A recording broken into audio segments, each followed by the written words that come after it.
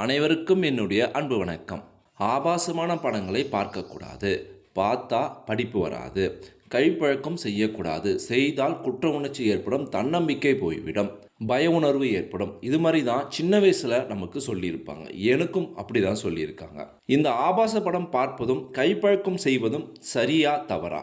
இதனால் நமக்கு என்ன மாதிரியான தீங்குகள் ஏற்படும்? நான் உங்கள் சீனிவாசன் தமிழ்ச்செல்வி மணி. ஆபாசம் படம் பார்ப்பது மற்றும் கைப்பழக்கம் செய்வதை பற்றி சுவாரஸ்யமான விஷயங்களை இந்த வீடியோவில் தெரிஞ்சுக்க போகிறோம். வீடியோவை ஸ்கிப் பண்ணாமல் கடைசி வரைக்கும் பாருங்கள். இது வரைக்கும் இந்த சேனல் நீங்கள் சப்ஸ்கிரைப் பண்ணாமல் இருந்தீங்கன்னா உடனே சப்ஸ்கிரைப் பண்ணுங்கள். மேலும் பக்கத்தில் ஒரு பெல் ஐக்கான் இருக்கும், அந்த பெல் ஐக்கானும் ப்ரெஸ் பண்ணுங்கள். நான் கொடுக்குற ஒவ்வொரு வீடியோவும் உங்களுக்கு உடனடியாக நோட்டிஃபிகேஷனாக வந்துடும். வாழ்க்கையில் முன்னேறணும், வாழ்க்கையில் சாதிக்கணும் அப்படின்னா நம்ம செய்யக்கூடிய விஷயத்தில் தான் முழு கவனமும் செலுத்தணும். ஒரு எக்ஸாமுக்கு நீங்கள் நல்ல மார்க் எடுக்கணும் அப்படின்னா எக்ஸாமுக்கு தீவிரமாக படிக்கணும். நம்மளுடைய எண்ணத்தையும் சிந்தனையும் ஒருநிலைப்படுத்தணும் அப்படின்னா தியானம், யோகா செய்யணும். நம்ம மனசுக்குள்ளே நல்ல விஷயங்கள், நேர்மறை ஆற்றல் அதிகரிக்கணும் அப்படின்னா கோவிலுக்கு போகணும். நம்ம உடல் நல்லா வலிமையாக ஆரோக்கியமாக இருக்கணும் அப்படின்னா நல்ல ஆரோக்கியமான உணவுகளையும் சத்து நிறைந்த உணவுப் பொருட்களையும் நம்ம எடுத்துக்கணும். எப்பொழுதும் நம்ம உற்சாகமாகவும் தன்னம்பிக்கையாக இருக்கணும் அப்படின்னா உற்சாகப்படுத்தக்கூடிய மோட்டிவேஷன் தரக்கூடிய விஷயங்களையும் வீடியோக்களையும் நம்ம அதிகமாக பார்க்கணும். நல்ல விஷயங்களே அதிகமாக கேட்கணும், நல்ல விஷயங்களே அதிகமாக பேசணும், நல்ல விஷயங்களே அதிகமாக செய்யணும். இப்படி தான் நம்முடைய முன்னோர்கள் பெரியவங்க நம்மளை சொல்லி சொல்லி வளர்த்துருப்பாங்க. இதுக்கப்புறமும் நம்ம அப்படி தான் நம்மளுடைய பிள்ளைகளை சொல்லி சொல்லி வளர்ப்போம். கொஞ்சம் கூர்ந்து கவனிச்சிங்க அப்படின்னா நாளைக்கு எக்ஸாம் வச்சுக்கிட்டு எக்ஸாமுக்கு போகாமல் நீங்கள் கோவிலுக்கு போயிட்டு எக்ஸாம் பாஸ் பண்ணணும் அப்படின்னு கடவுள்கிட்ட வேண்டிங்க அப்படின்னா எந்த பெற்றவங்களும் ஒத்துக்க மாட்டாங்க. ஏன்னா எக்ஸாம் அன்னைக்கு எக்ஸாமுக்கு போனால் மட்டும்தான் நீங்கள் பாஸ் பண்ண முடியும், கோவிலுக்கு போனால் பாஸ் பண்ண முடியாது. அந்த இடத்துல கோவிலுக்கு போகக்கூடாது அப்படின்னு பெரியவங்க தடுப்பாங்க. கோவிலுக்கு போனால் நல்ல விஷயம் தானே, ஆனால் ஏன் தடுக்கிறாங்க? எக்ஸாம் எழுத வேண்டிய நேரத்தில் எக்ஸாம் தான் எழுதணும், கோவிலுக்கு போகக்கூடாது. நாளைக்கு இன்டர்வியூ, நாளைக்கு ஒரு வேலைக்கான ரிட்டன் எக்ஸாம், அதுக்கு நீங்கள் படித்தாதான் அந்த வேலை கிடைக்கும். ஆனால் அதை விட்டுட்டு மோட்டிவேஷ்னல் வீடியோ, உங்களை உற்சாகப்படுத்தக்கூடிய வீடியோக்களையும் புத்தகங்களையும் நீங்கள் அதிகமாக படிக்கிறீங்க அப்படின்னா இன்டர்வியூ எப்படி கிளியர் பண்ணுவீங்க, ரிட்டன் எக்ஸாம் எப்படி பாஸ் பண்ணுவீங்க, அந்த வேலை உங்களுக்கு எப்படி கிடைக்கும்? அதனால் அந்த நேரத்தில் நல்ல விஷயங்களும் உங்களை உற்சாகப்படுத்தக்கூடிய மோட்டிவேஷன் தரக்கூடிய வீடியோவை நீங்கள் தொடர்ந்து பார்த்துக்கிட்டே இருக்கீங்க அப்படின்னா வீட்டில் அதுக்கு விட மாட்டாங்க. இன்டர்வியூக்கு ப்ராக்டிஸ் பண்ணு, ரிட்டன் எக்ஸாமுக்கு ப்ராக்டிஸ் பண்ணு அப்படின்னு சொல்லுவாங்க. அப்போ இந்த இடத்துல மோட்டிவேஷ்னல் வீடியோ, நல்ல விஷயங்கள் பார்க்கக்கூடிய விஷயங்கள் செய்யக்கூடாதுன்னு பெரியவங்க சொல்கிறாங்க. நீங்கள் வெஜ்ஜாக இருந்தாலும் சரி அல்லது நான்வெஜ்ஜாக இருந்தாலும் சரி, சத்து நிறைந்த உணவுகள் நம்ம எடுத்துக்கிட்டால் தான் நம்ம உடல் ரொம்ப ஆரோக்கியமாக இருக்கும். இப்போ சிக்கன், மட்டனில் அதிகமான B12 சத்து, அயன் சத்து, ஃபைபர் சத்து, கொழுப்பு சத்து மற்றும் புரோட்டீன், கலோரிஸ் தேவைக்கு அதிகமாகவே இருக்குது. நம்ம அதை எடுத்துக்கிட்டோம் அப்படின்னா நம்ம உடலுக்கு தேவையான சத்து ரொம்ப அதிகமாக கிடைக்கும். இதே உணவை நீங்கள் இரவு 12 மணி, 1 மணிக்கு, 2 மணிக்கு சாப்பிடக்கூடாது அப்படின்னு பெரியவங்க சொல்லுவாங்க. அதே சமயம் இந்த உணவுகளை ரொம்ப அதிகமாகவும் எடுத்துக்கக்கூடாது, அதிகமாகவும் சாப்பிடக்கூடாது அப்படின்னு பெரியவங்க சொல்லுவாங்க. இந்த இடத்துல நமக்கு சத்து தரக்கூடிய, ஆரோக்கியம் தரக்கூடிய உணவை எடுத்துக்கக்கூடாது அப்படின்னு பெரியவங்க தடுக்கிறாங்க. சின்ன வயசில் பெரியவங்க குழந்தைங்கிட்ட பொய் சொல்லக்கூடாது, திருடக்கூடாது, மற்றவங்கள அடிக்கக்கூடாது அப்படின்னு சொல்லி வளர்ப்பாங்க. அதே சமயம் வளர்ந்த பிறகு நாம் எந்த பிரச்சனையிலும் மாட்டிக்காமல் இருக்கணும், வாழ்க்கையில் இருக்கடம் தெரியாமல் இருந்துட்டு போயிடணும் அப்படின்பதற்காக சூழ்நிலைக்கு ஏற்ற மாதிரி உன்னை மாற்றிக்க, பொய் சொல்லு, மற்றவங்கிட்ட நடி அப்படின்னு சொல்லி வளர்ப்பாங்க. புராணத்தில் சிரஞ்சீவியான வாழ்க்கை தரக்கூடிய அமிர்தத்தையே அளவுக்கு அதிகமாக எடுத்துக்கிட்டோம் அப்படின்னா விஷமாக மாறிடும் அப்படின்னு சொல்லுது.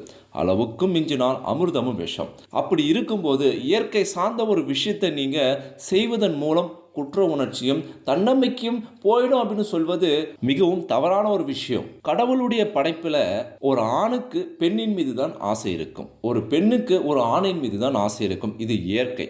ஒரு ஆணுக்கு பெண்ணின் மீது ஆசை இல்லை, ஒரு பெண்ணுக்கு ஒரு ஆணின் மீது ஆசை இல்லை அப்படின்னா அவங்களுக்கு மன ரீதியாகவும் உடல் ரீதியாகவும் ஏதோ பிரச்சனை இருக்குது அப்படின்னு அர்த்தம். மேலும் ஒரு ஆண் அல்லது ஒரு பெண் இருவரும் பழகும் போதும் பேசும்போதும் முதல் முறையாக தொடும்போது அவருக்குள் ஒரு புத்துணர்ச்சியும் ஒரு மகிழ்ச்சியும் இனம் புரியாத ஒரு மாற்றமும் ஏற்படுது அப்படின்னா சரியான நேரத்தில் அவங்க பருவநிலையை கடந்து வராங்க, அவங்களுடைய மைல்ஸ்டோனை கரெக்டான ஏஜில் தாண்டி வராங்க அப்படின்னு அர்த்தம். ஒருவேளை ஒரு ஆண் ஒரு ஆணிடம் பேசும்போதோ ஒரு பெண் ஒரு பெண்ணிடம் பேசும்போதோ ஒரு புத்துணர்ச்சியும் ஒரு மகிழ்ச்சியும் ஏற்படுது அப்படின்னா அவங்க உடல் ரீதியான ஒரு பிரச்சனை இருக்குது அப்படின்னு அர்த்தம்.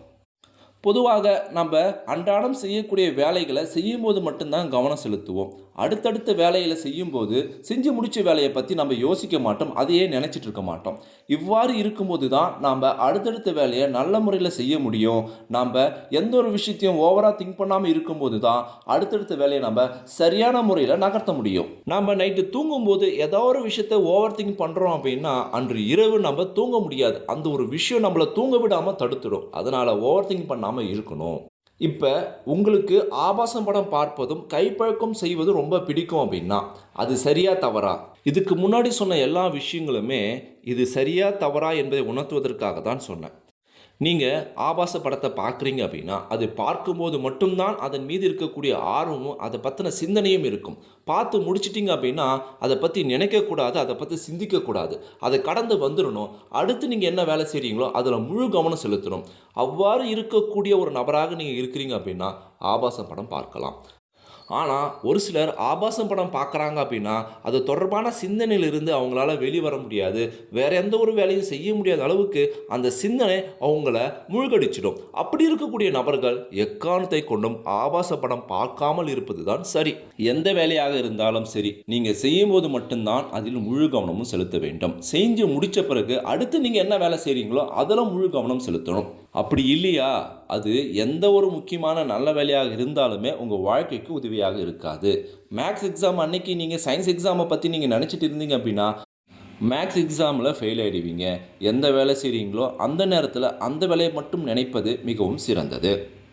இப்போ கடுமையான உடற்பயிற்சி செய்யக்கூடிய ஒரு நபர், நீங்கள் எந்த அளவுக்கு உடற்பயிற்சி செய்கிறீங்களோ அந்த அளவுக்கு சமமான ஆரோக்கியமான உணவை நீங்கள் எடுத்துக்கணும். புரோட்டீன் ஃபுட்டையும் நீங்கள் எடுத்துக்கணும். ஒருவேளை அதிகமான உடற்பயிற்சி செய்கிறீங்க ஆனால் அதுக்கு சமமான உணவு நீங்கள் எடுத்துக்கல அப்படின்னா நீங்கள் செய்யக்கூடிய உடற்பயிற்சி உங்களுக்கு மிகப்பெரிய கேடாக அமைஞ்சிரும்.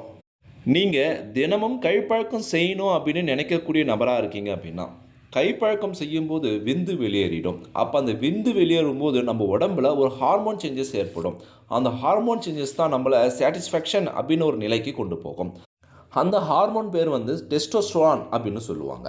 நாம் தினமும் கைப்பழக்கம் செய்யணும் அப்படின்னு நீங்கள் ஆசைப்பட்றீங்க அப்படின்னா நீங்கள் அதுக்கு சமமான ஆரோக்கியமான உணவை அதிகமாக எடுத்துக்கணும். ஆனால் நீங்கள் ஆரோக்கியமான உணவை எடுத்துக்காமல் தொடர்ந்து கைப்பழக்கம் செய்கிறீங்க அப்படின்னா அது உங்கள் உடலுக்கு மிகப்பெரிய கேடாக அமைஞ்சிடும். நம்முடைய உடலில் இதயம் இயங்குவதற்கும் மூளை வேலை செய்வதற்கும் கிட்னி, இரைப்பை இதுபோல் மிக முக்கியமான பாகங்கள் வேலை செய்வதற்கு அதீதமான சத்துக்கள் தேவைப்படுது. ஆனால் நீங்கள் தினமும் கைப்பழக்கம் செய்வதன் மூலம் விந்து வெளியேறிச்சு அப்படின்னா அந்த விந்தையும் நம்மளுடைய உடல் உருவாக்கும். அப்போ இந்த முக்கியமான பாகங்களுக்கு தேவையான சத்தை நிறுத்திட்டு தான் விந்து உற்பத்திக்கு அது பயன்படுத்தும். அவ்வாறு பயன்படுத்திச்சு அப்படின்னா நம்மளுடைய உடம்புல நடுக்கங்கள் ஏற்படும். லிவர், கிட்னி, இதயம், மூளை இது சரியாக செயல்படாது. அதனால் நீங்கள் கைப்பழக்கம் செய்யக்கூடிய நபராக இருக்கீங்க, அதுவும் அதிகமாக தினமும் செய்யக்கூடிய நபராக இருக்கீங்க அப்படின்னா விந்து உற்பத்திக்கு தேவையான சத்தான உணவுகளை நீங்கள் அதிகமாக எடுத்துக்கணும். டெஸ்டோஸ்டெரான் என்ற ஹார்மோனை உற்பத்தி செய்யக்கூடிய உணவுப் பொருட்களை நீங்கள் அதிகமாக எடுத்துக்கணும். முட்டை, பால், பச்சை காய்கறிகள், பாதாம், முந்திரி, பிஸ்தா, ரெட் மீட், மாதுளைப்பழம், ஆரஞ்சு பழம், ஆப்பிள் பழம் இது போல் சத்து நிறைந்த உணவுப் பொருட்களை நீங்கள் அதிகமாக எடுத்துக்கிறீங்க அப்படின்னா தினமும் கைப்பழக்கம் செய்யலாம். உங்களுக்கு எந்தவித கேடும் வராது. அதை தவிர்த்து ஆரோக்கியமான உணவையும் நீங்கள் எடுத்துக்க மாட்டீங்க.